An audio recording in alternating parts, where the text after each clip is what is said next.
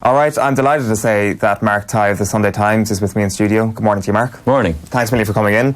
You've got the Sunday Times in front of you there. An incredible piece of work again on Sunday, or pieces, I think it's fair to say. We'll try and get through them all over the course of the next 10-15 minutes here. But let's start with the front page of Sunday's newspaper. Basically, the FAI investigating John Delaney over the failure to use the FAI credit card properly and a number of other things. That is the top line here, the use of the credit card and what John Delaney might have been doing with it. What is currently happening? What is the investigation? Yeah, so we all remember this day on the Monday. It was the day after we in the Sunday Times had published details about John Delaney's credit card expenditure, €40,000, including expenditure in, duty-free, €6,000 in cash withdrawals. This is in the last 6 months of 2016. But there was never a statement from the FAI as to why is John going out on gardening leave from Executive Vice President. So we've been able to establish that there were 4 main issues of concern that the FAI want to investigate. One, that John Delaney had failed in his management of the FAI's finances from a chief executive position. He failed in regard to proper spending from his personal expenses. He failed in regards to his credit card expenditure, and then that there was a number of payments that the FAI had concern about, including his 50th birthday party back in 2017 down in Mount Juliet in Kilkenny, a payment to his ex-girlfriend Sue Keegan, and a €100,000 payment to Paddy Goodwin, his personal solicitor. These are all matters of concern, and that was a non-exhaustive list, the board were told in that meeting in April 15th in the Carlton Hotel near Dublin Airport. And so that's why John Delaney has been suspended. And what we found out was that John Delaney was going to be suspended if he didn't voluntarily go on suspension, and he voluntarily agreed to this. And part of the deal was John Delaney would continue to be paid. And to this day, we're now in July, and John Delaney is on his full salary. And part of the condition is that he has to cooperate with the internal FAI investigation, which has been run by Mazars, an outside firm of accountancy. Right, because I was going to ask that as how independent is this investigation really, and how much does it differ from, say, the ODCE investigation currently ongoing? It's being paid for by the FAI. Mazars, I suppose, they know their reputation is on the line on this, that they have to do this. And I understand from sources that there was actually a bit of a standoff for some time over the terms of reference when Mazars were first brought in, over what powers they'd have. I'm told it's quite thorough. I know a number of people have been interviewed even quite recently about this, and they're looking at some of those payments. So that will inform what the FAI do in terms of John Delaney's contract, whether he could come back, or what way he will depart, and what kind of whether he will be let go, or whether there will be some mutual agreed settlement, And obviously John Delaney is, part of what we reported yesterday is John Delaney is saying that he's owed money, at least €100,000 from the FAI through what he calls contributions to the FAI. But that's not the most serious investigation by some distance.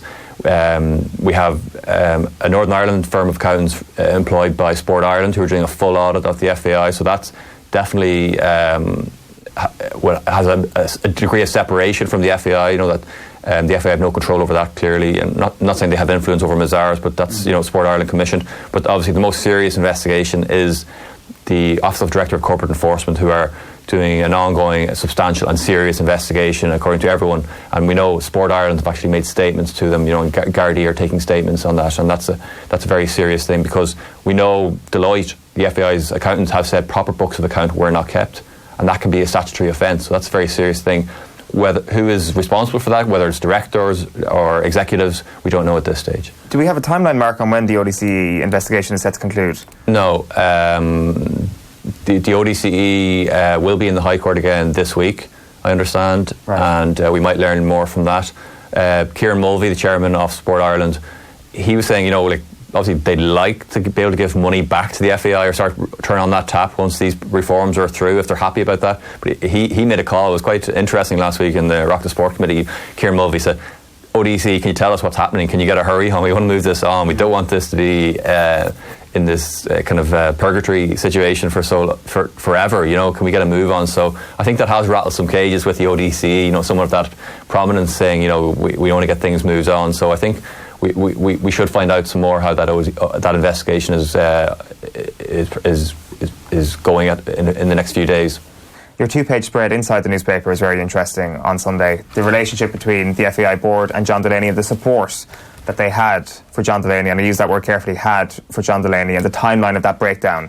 Talk to us about what you learned when eventually the top brass of the FAI started to show signs of dissent against John Delaney. Yeah, so this is myself and Paul Rowan, the Sunday Times soccer correspondent, been working on this, and there's obviously a lot in it, and we felt, we wanted to do a spread, so we talked to the editor, can we get 2 pages to do this, because to give it its due, there's a lot in this, and we wanted to show.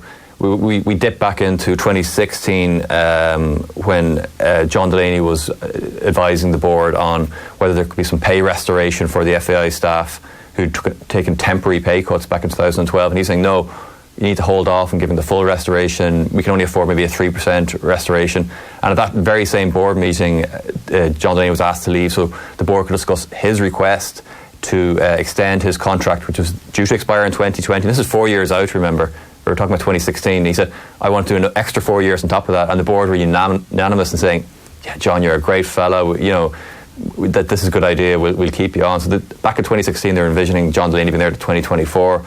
So fast forward to March of this year, 2019. And on March 1st, we put in our query about the €100,000 transaction between the FAI and John Delaney. That was a 2017 transaction. We know now that John Delaney was trying to cover up a cash shortfall in the FAI, but he hadn't told the full board. So we put in the query on March 1st, but on March 4th there was a board meeting, and John Delaney says, by the by, I just want to mention, a couple of years ago there was an issue with cash flow, and I put in some money and I was repaid very quickly. Moving on, and there was no queries from the board. No alarm bells. No alarm bells. No mention from John Delaney that the Sunday Times query seems to have prompted him to make this disclosure. And then kind of all hell broke loose on the 16th of March. That's when John Delaney tried to injunct myself and the Sunday Times from publishing the story about the €100,000 loan. And there was an emergency board meeting at 10:30, about an hour after the High Court case finished, where John Delaney explains the detail of the loan. And we have people like Michael Cody was saying, yeah, I remember that he was the one current board member who was told about it. And he said, yeah, look, we didn't want checks bouncing back then, and people said, John, you care too much, and they were very supportive of him, saying, oh, this is awful, that the Sunday Times are digging into this. And is that the only time, sorry to interrupt, that there has been anything resembling a lot of a bad reaction from the FAI? Of course, I presume it's the only injunction or proposed injunction against your work at the time, but what's been the blowback otherwise from the FAI? To the Sunday Times? Yeah. No, they've been professional in how they've dealt with our queries. Sometimes, being very late to get back to us. But, I've had no direct criticism. I've heard some stuff that they're not happy about us, but, nothing directly to my face. So the injunction was the only combative thing that they've tried to do in terms of your journalism? Yeah, and that came very late in the day for us. We've been over 2 weeks trying to get a response, and at the end of that week, just before St. Patrick's Day, John Delaney's solicitor started to write for us for the first time. So there was some engagement finally, and we were like, okay, at least they're engaging. And the solicitors were basically saying, oh, this is all family law. And we were saying, we don't care about your divorce case or family law. This is all about transactions between the FAI and its chief executive. And thankfully, the Judge Anthony Bard, said there was a significant public interest in any of those type of transactions. And I remember, like, John Delaney was in court. I turned up in a hoodie, and John Delaney's there in a suit. And I remember John Delaney's head kind of dropping when the judge made that remark. After quite a long, combative 3-hour court case.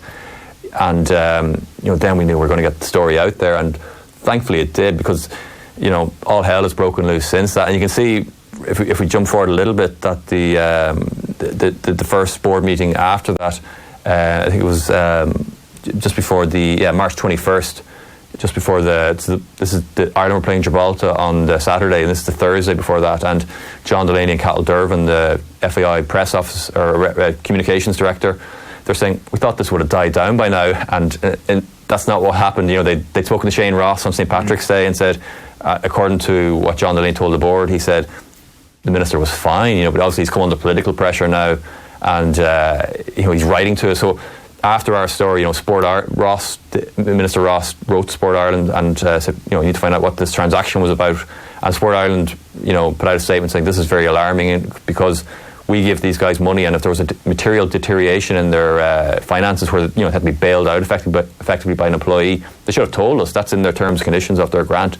And so Sport Ireland were asking questions of the FAI, the minister was asking questions of the FAI, people were making complaints to the ODCE, so things started to snowball quite quickly, and you could see that John Delaney and his press advisor were quite struck by this, or dumbfounded that this has escalated so quickly.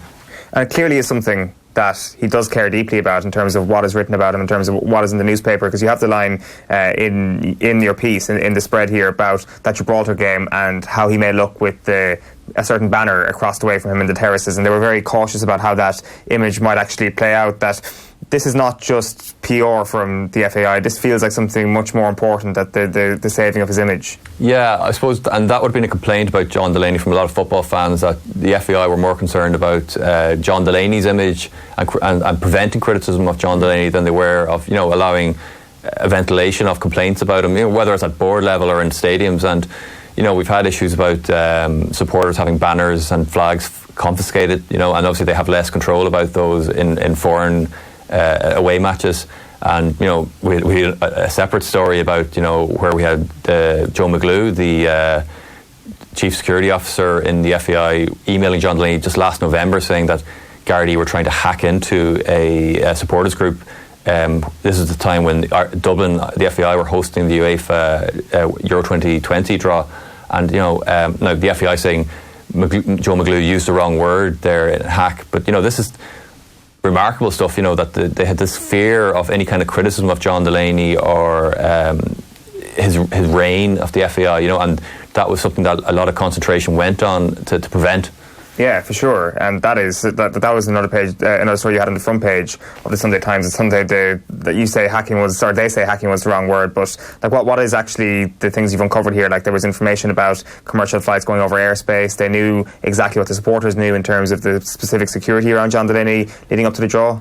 Yeah, it's a remarkable email, this November 30th email from Joe McGlew. It talks about how there was an event on in the Shelbourne Hotel, and there would be a bodyguard shadowing John Delaney. He wouldn't know who this person would be, and he'd be one of 3 people, including Joe McGlew, who'd be shadowing John Delaney throughout the day. And you're like, this kind of close protection you'd expect of heads of state or something, and this is something obviously comes out of FAI funds. And remarkably as well, this email, which details, it names 2 prominent Irish supporters, Tommy Shields and Zeno Kelly, as being responsible for this WhatsApp group, and they both deny that. But this was CC to Emma English, John Delaney's girlfriend, and you're like, why is this stuff? Why are they providing that level of security for someone, and why is it being CC to John Delaney's girlfriend? From the FAI head of security. Again, it's a question we asked of the FAI, and we've not got an answer for that. But it just creates a whole new bizarre stream for this thing. And now we have the Data Protection Commissioner has got a complaint from Tommy Shields, and they're assessing that, and this could be yet another investigation for the FAI to deal with. I understand that the FAI have reported themselves to the Data Protection Commissioner for a data breach and how this email has got out. So it's yet another kind of problem for the FAI to deal with, and questions they haven't answered.